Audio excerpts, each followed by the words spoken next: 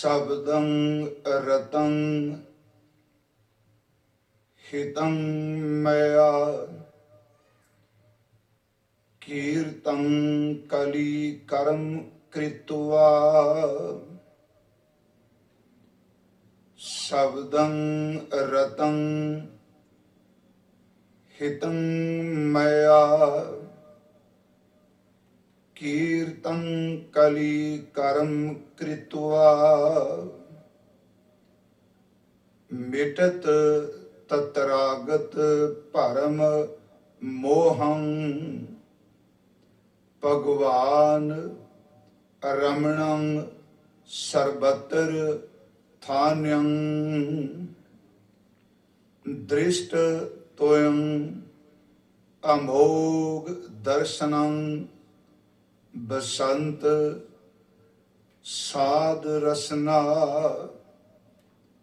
हर हर हर हरे नानक प्रेम जाप जपना दृष्ट तोयं अमोघ दर्शनं बसंत साध रसना हर हर हर हरे नानक प्रेम जाप जपना।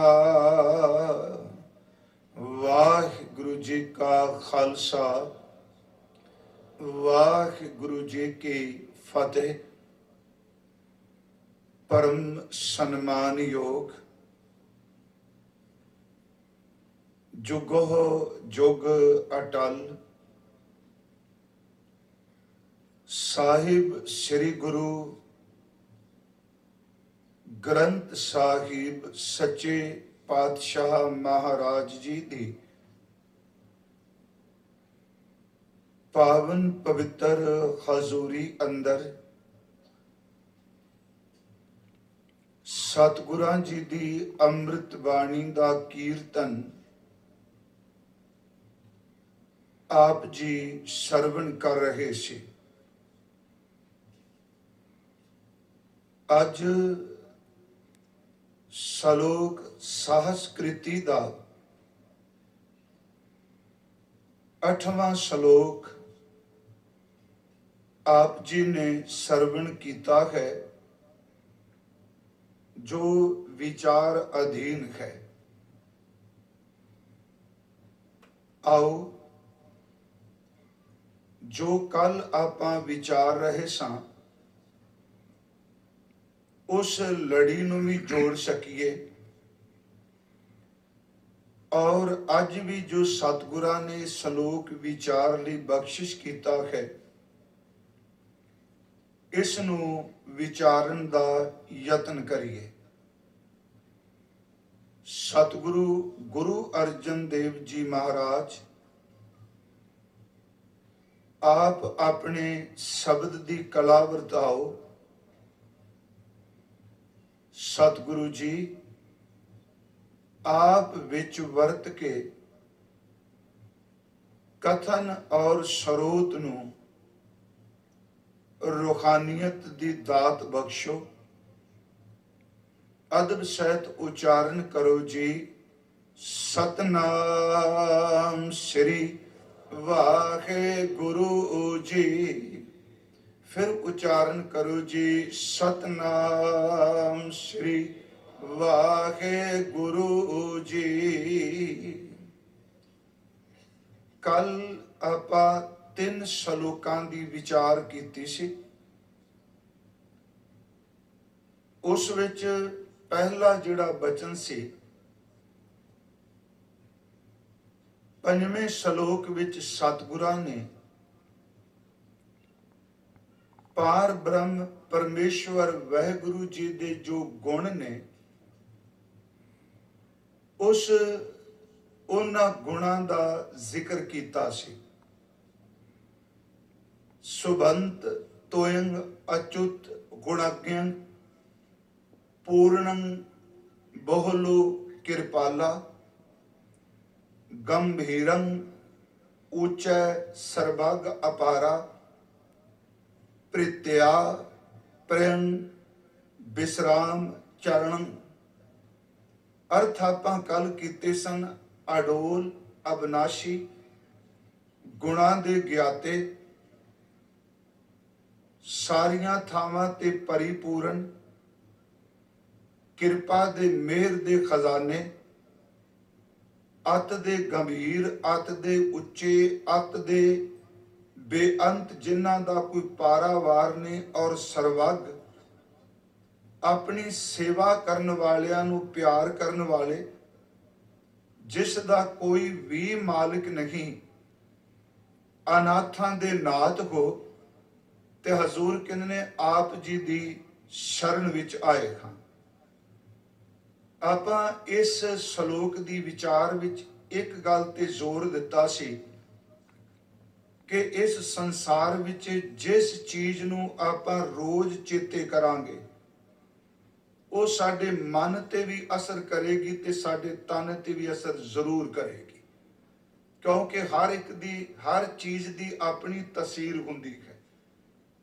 ਕਿ ਜੇ ਆਪਾਂ ਗੁਣਾਂ ਨੂੰ ਚੇਤੇ ਕਰਾਂਗੇ ਤੇ ਇੱਕ ਦਿਨ ਗੁਣਵਾਨ ਬਣ ਜਾਵਾਂਗੇ, ਤੇ ਜੇ ਸਾਰੀ ਜ਼ਿੰਦਗੀ ਔਗਣ ਹੀ ਚੇਤੇ ਕਰਦੇ ਰਹੇ ਤੇ ਸੱਚ ਇਹ ਵੀ ਜੋ ਮਰਜ਼ੀ ਕਹੋ, ਜਿਸ ਬੰਦੇ ਨੂੰ ਜਿਸ ਚੀਜ਼ ਨੂੰ ਆਪਾਂ ਚੇਤੇ ਕਰਨੇ ਆ, ਇੱਕ ਦਿਨ ਅਸੀਂ ਉਹਦੇ ਵਰਗੇ ਖੁਦ ਹੀ ਬਣ ਜਾਂਦੇ ਹਾਂ। ਇਸੇ ਕਰਕੇ ਮਹਾਰਾਜ ਜੀ ਨੇ ਜਦੋਂ ਅਕਾਲ ਦੀ ਪੂਜਾ ਕਹੀ ਤੇ ਉਸ ਵਿੱਚ ਇਹ ਬਖਸ਼ਿਸ਼ ਕੀਤੀ, ਜਿਹੜਾ ਅਸੀਂ ਪਾਠ ਕਰਨੇ ਆ, ਭੈਰੋ ਭੂਤ ਸੀਤਲਾ ਧਾਵੈ, ਖਰ ਬਾਹਨ ਉਹ ਸ਼ਾਰ ਉਡਾਵੈ, ਹਉ ਤਉ ਏਕ ਰਮਈਆ ਲੈ ਕੋ ਆਨ ਦੇਵ ਬਦਲਾਵਨ ਬੈਠ। ਕਈ ਵਾਰੀ ਅਸੀਂ ਜਦੋਂ ਇਸੇ ਅਰਥ ਕਰਨੇ ਆ, ਸਾਡੇ ਮਨ ਚ ਆਉਂਦਾ ਹੈ ਕਿ ਮਹਾਰਾਜ ਨੇ ਇਹਨਾਂ ਦੇਵਤਿਆਂ ਬਾਰੇ ਕਿਹਾ ਕਿ ਜਿਹੜਾ ਭੈਰੋ ਦੀ ਸੇਵਾ ਕਰੇਗਾ, ਸੀਤਲਾ ਦੀ ਸੇਵਾ ਕਰੇਗਾ, ਗਧੇ ਦੀ ਜੋਨ ਚ ਪੈ ਜਾਏਗਾ, ਸ਼ਿਵ ਜੀ ਨੂੰ ਪੂਜੇਗਾ, ਬਲਦ ਦੀ ਜੋਨ ਚ ਪੈ ਜਾਏਗਾ। ਉਹ ਗੁਰਮੁਖੋ, ਅਸਲੀਅਤ ਇਹ ਵੇ ਕਿ ਅਧਿਆਤਮਕਤਾ ਦਾ ਅੰਦਰ ਦੇ ਚਿੰਤਨ ਦਾ ਇੱਕ ਨੇਮ ਹੈ ਕਿ ਜਿਹੋ ਜਿਹੇ ਦੀ ਪੂਜਾ ਕਰਦੇ ਹੋ, ਇੱਕ ਦਿਨ ਉਹੋ ਜਿਹਾ ਹੀ ਬੰਦਾ ਹੋ ਜਾਂਦਾ ਹੈ। ਫਿਰ ਬੇਨਤੀ ਸੁਣਿਓ, ਅੱਜ ਮਹਾਰਾਜ ਬਖਸ਼ਿਸ਼ ਕਰਨਗੇ, ਜਿਹੜਾ ਪਰਮੇਸ਼ਵਰ ਨੂੰ ਜਪੇਗਾ ਉਹ ਪਰਮੇਸ਼ਰ ਜੈਸਾ ਬਣੇਗਾ। ਇੱਥੇ ਸਤਿਗੁਰਾਂ ਨੇ ਕਿਹਾ ਉਸ ਗੁਣ ਨਿਧਾਨ ਵਾਹਿਗੁਰੂ ਜੀ ਦੇ ਗੁਣ ਗਾਇਨ ਕਰ, ਤੇ ਗੁਣ ਗਾਉਂਦਿਆਂ ਇੱਕ ਦਿਨ ਤੂੰ ਗੁਣੀ ਨਿਧਾਨ ਦੇ ਵਿੱਚ ਖੁਦ ਹੀ ਸਮਾ ਜਾਏਗਾ। ਇਹ ਕੱਲ ਅਸੀਂ ਵਾਚਿਆ। ਉਸ ਤੋਂ ਅੱਗੇ ਜਿਹੜੇ 2 ਸ਼ਲੋਕ ਨੇ, ਇੱਕ ਦੀ ਆਪਾਂ ਪੂਰੇ ਵਿਸਤਾਰ ਸਹਿਤ ਵਿਆਖਿਆ ਕੀਤੀ ਤੇ ਉਹ ਬਚਨ ਸੀ, ਮ੍ਰਿਗੀ ਪੇਖੰਤ ਬਦਕ ਪ੍ਰਹਾਰੇਣ ਲੱਖ ਆਬਦ ਹੈ। ਕਿ ਖਰਨੀ ਨਿਕਲੀ, ਸ਼ਿਕਾਰੀ ਨੇ ਦੇਖੀ ਤੇ ਉਹਨੇ ਨਿਸ਼ਾਨਾ ਬਣਾ ਕੇ ਉਸ ਖਰਨੀ ਦੇ ਉੱਤੇ ਚੋਟ ਕੀਤੀ, ਵਾਰ ਕੀਤਾ। ਹਜ਼ੂਰ ਨੇ ਫਰਮਾਇਆ, ਆਹੋ ਵਾਹ ਜਸਿਆ ਰਖੇਣ ਗੋਪਾਲਾ, ਜਿਸ ਨੂੰ ਰੱਖਣ ਵਾਲਾ ਵਾਹਿਗੁਰੂ ਗੋਪਾਲ ਹੋਵੇ, ਨਾਨਕ ਰੋਮ ਨਾ ਛੇਦਿਆ, ਤੇ ਜਿਸ ਨੂੰ ਰੱਖਣ ਵਾਲਾ ਪਰਮੇਸ਼ਵਰ ਹੋਵੇ ਉਸ ਦਾ ਕੋਈ ਵਾਲ ਵੀ ਵਿੰਗਾ ਨਹੀਂ ਕਰ ਸਕਦਾ। ਕੱਲ ਅਸੀਂ ਇਹ ਵਾਚਿਆ ਸੀ ਕਿ ਵਿੱਚ ਕਰਤਾ ਪੁਰਖ ਖਲੋਵਾ, ਵਾਲ ਨਾ ਵਿੰਗਾ ਹੋਵਾ। ਅਗਲੀ ਗੱਲ ਇੱਥੇ ਫਿਰ ਉਦਾਹਰਨ ਵੀ ਦਿੱਤੀ ਸੀ ਕਿ ਮਿਰਗੀ, ਹੁਣ ਜੇ ਮਹਾਰਾਜ ਨੇ ਇਹ ਖਰਨੀ ਦੀ ਉਦਾਹਰਨ ਲਈਏ ਤੇ ਕੋਈ ਘਟਨਾ ਵਾਪਰੀ ਹੈ ਤੇ ਜ਼ਿਕਰ ਕੀਤਾ ਹੈ ਨਾ, ਪਰ ਇਹਨਾਂ ਗੱਲਾਂ ਨੂੰ ਮੈਂ, ਕਿਉਂਕਿ ਕੱਲ ਮੈਂ ਇਸ ਗੱਲ ਦਾ ਜ਼ਿਕਰ ਅਗਲੇ ਸ਼ਲੋਕ ਦਾ ਨਹੀਂ ਸੀ ਕੀਤਾ, ਉਹ ਇਉਂ ਕਹਿ ਲੋ ਕਿ ਜਿਹੋ ਜਿਹੀ ਅੱਜ ਦੀ ਵਿਆਖਿਆਕਾਰੀ ਹੋ ਰਹੀ ਹੈ, ਸੱਚੀ ਲੋ ਕਈ ਵਾਰੀ ਬੰਦਾ ਸੋਚਦਾ ਪਤਾ ਨਹੀਂ ਇਸ ਗੱਲ ਦਾ ਕੀ ਲੋਕਾਂ ਨੇ ਬਣਾ ਦੇਣਾ।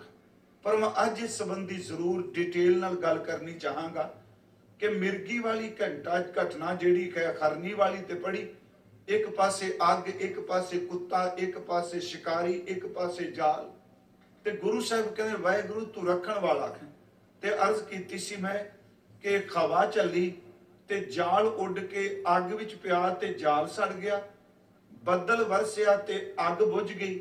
ਜਦੋਂ ਸ਼ਿਕਾਰੀ ਨੇ ਤੀਰ ਚਲਾਇਆ, ਉਹਦੇ ਪੈਰ ਤੇ ਸੱਪ ਨੇ ਡੰਗ ਮਾਰਿਆ, ਉਹ ਨਿਸ਼ਾਨਾ ਜਿਹੜਾ ਉਹਦਾ ਚੁੱਕ ਗਿਆ ਤੇ ਉਹ ਜਾ ਕੇ ਸਿੱਧਾ ਕੁੱਤੇ ਨੂੰ ਵੱਜਾ। ਮਹਾਰਾਜ ਉਸ ਘਟਨਾ ਦਾ ਜ਼ਿਕਰ ਕਰ ਰਹੇ। ਹੁਣ ਅਗਲਾ ਬਚਨ ਹੈ, ਬਹੁ ਯਤਨ ਕਰਤਾ ਬਲਵੰਤਕਾਰੀ ਸੇਵੰਤ ਸੂਰਾ ਚਤੁਰ ਦਿਸ਼ਾ। ਇਹਦੇ ਅਰਥ ਅਸੀਂ ਕੀਤੇ ਸਨ, ਜਿਹੜਾ ਬੰਦਾ ਮੌਤ ਤੋਂ ਬਚਣ ਦੇ ਬੜੇ ਯਤਨ ਕਰੇ, ਉਹਦੇ ਕੋਲ ਤਾਕਤ ਵੀ ਹੋਵੇ, ਸਿਆਣਪ ਵੀ ਹੋਵੇ, ਅਕਲ ਵੀ ਹੋਵੇ, ਤੇ ਚਾਰ ਚੁਫੇਰੇ ਜਿਹੜੇ ਤਕੜੇ ਸੂਰਮੇ ਨੇ ਉਹਦੀ ਸੇਵਾ ਵਿੱਚ ਹਾਜ਼ਰ ਹੋਣ। ਫਿਰ ਕੀ ਕਰੇ ਕਿ ਉਹਨੂੰ ਜੇ ਮੌਤ ਦਾ ਪਤਾ ਲੱਗ ਜਾਏ ਤੇ ਉਹ ਕਹੇ ਵੀ ਮੈਂ ਉਸ ਥਾਂ ਤੇ ਚਲਾ ਜਾ ਜਿੱਥੇ ਮੌਤ ਕਦੀ ਨਾ ਆਵੇ। ਉੱਥੇ ਸਾਹਿਬ ਨੇ ਕਿਹਾ ਬਿਖਮ ਥਾਨ ਬਸੰਤ ਉੱਚਾ, ਉੱਚੀ ਥਾਂ ਤੇ ਬੰਦਾ ਰਵੇ, ਉੱਥੇ ਆਪਣਾ ਟਿਕਾਣਾ ਬਣਾ ਲਏ। ਤੇ ਇੱਥੇ ਮੈਂ ਅਰਜ਼ ਕਰਾਂਗਾ, ਮੈਂ ਥੋੜੇ ਜਿਹੇ ਅਰਥ ਕਰ ਜਾਣਾ, ਕਿਉਂਕਿ ਗੁਰੂ ਗ੍ਰੰਥ ਸਾਹਿਬ ਵਿੱਚ ਬਹੁਤ ਸ਼ਬਦ ਐਸੇ ਨੇ ਕਿ ਜਿਹੜੇ ਉਚਾਰਨ ਇੱਕ ਰੱਖਦੇ ਆ ਪਰ ਅਰਥ ਇੱਕ ਨਹੀਂ ਰੱਖਦੇ। ਕਿਉਂਕਿ 15 ਮੈਂ ਉਦੋਂ ਕਿਹਾ 15 ਦੇ ਕਰੀਬ ਭਾਸ਼ਾਵਾਂ ਸਤਿਗੁਰਾਂ ਨੇ ਵਰਤੀਆਂ।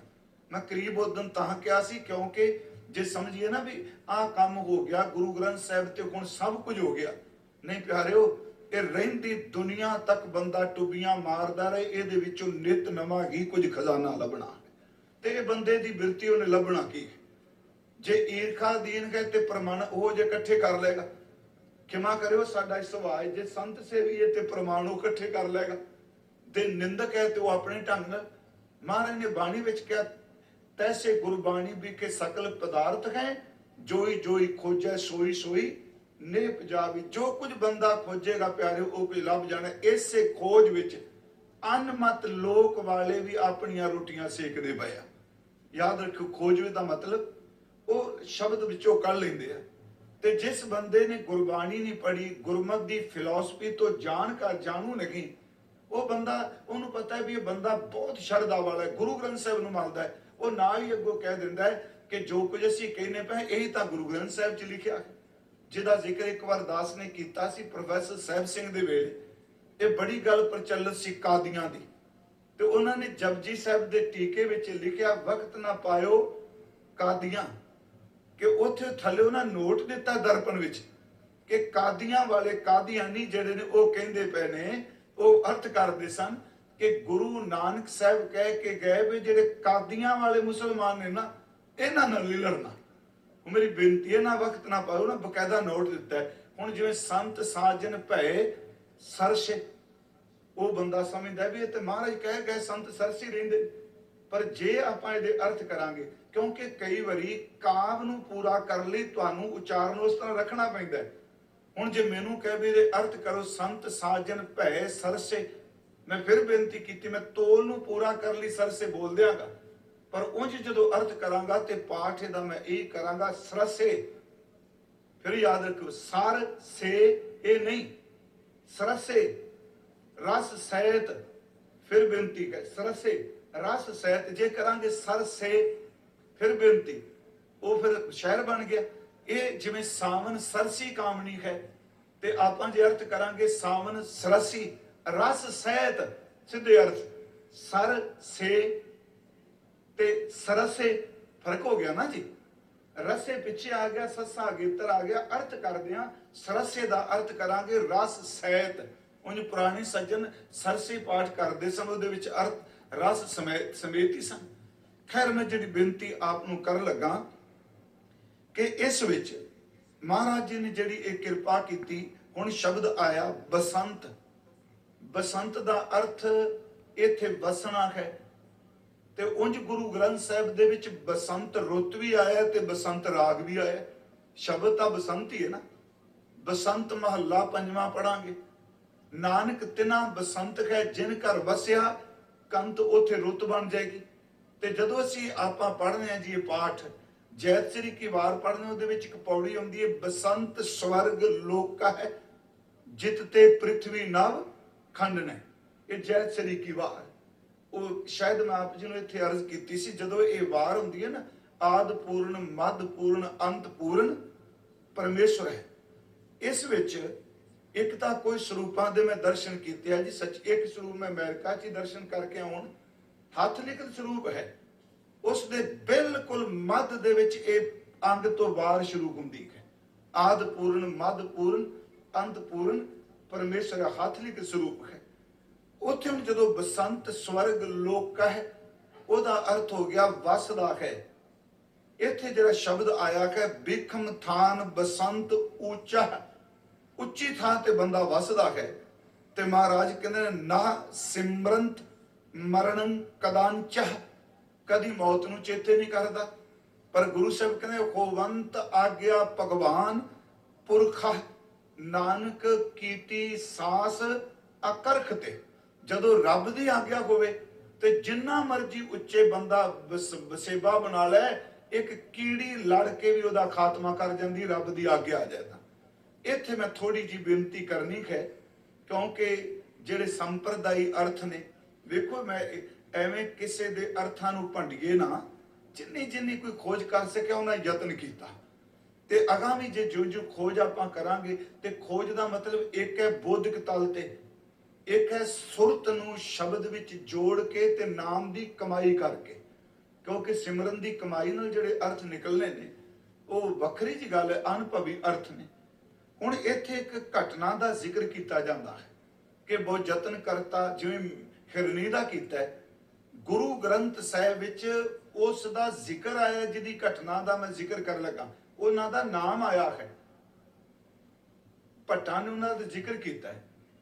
ਆਪ ਸਾਰੇ ਜਾਣੂ ਹੋ, ਥੋੜਾ ਜਿਹਾ ਇਸ ਨੂੰ ਖੁੱਲ ਦਿਲੀ ਨਾਲ ਸੁਣਿਓ ਕਿ ਬੰਦਾ ਜਿੰਨੇ ਮਰਜੀ ਯਤਨ ਕਰੇ, ਮੈਂ ਮੌਤ ਨਾ ਆਵੇ, ਜਿੱਦਨ ਪਰਮੇਸ਼ਵਰ ਦੀ ਆਗਿਆ ਜਿਹੜੀ ਵਾਪਰ ਗਈ ਹੈ, ਮੌਤ ਨੇ ਆ ਹੀ ਜਾਣਾ ਹੈ। ਕੀੜੀ ਲੜਿਆ ਵੀ ਬੰਦਾ ਮਰ ਸਕਦਾ ਹੈ। ਅਰਜਨ, ਇਹਦੇ ਪੁੱਤਰ ਦਾ ਨਾਮ ਸੀ ਅਭਿਮਨਯੂ। ਅਭਿਮਨਯੂ ਦਾ ਜਿਹੜਾ ਪੁੱਤਰ ਸੀ ਉਹਦਾ ਨਾਮ ਸੀ ਪ੍ਰੀਖਸ਼ਤ, ਜਿਹਨੂੰ ਗੁਰੂ ਗ੍ਰੰਥ ਸਾਹਿਬ ਵਿੱਚ ਪ੍ਰੀਖਿਤ ਕਿਹਾ ਹੈ, ਜਿਹਨੂੰ ਪ੍ਰੀਖਸ਼ ਵੀ ਕਿਹਾ ਜਾਂਦਾ ਹੈ। ਇਸੇ ਪ੍ਰੀਖਸ਼ ਦਾ ਜਿਹੜਾ ਪੁੱਤਰ ਹੈ ਉਹਦਾ ਨਾਮ ਸੀ ਜਨਮੇਜਾ।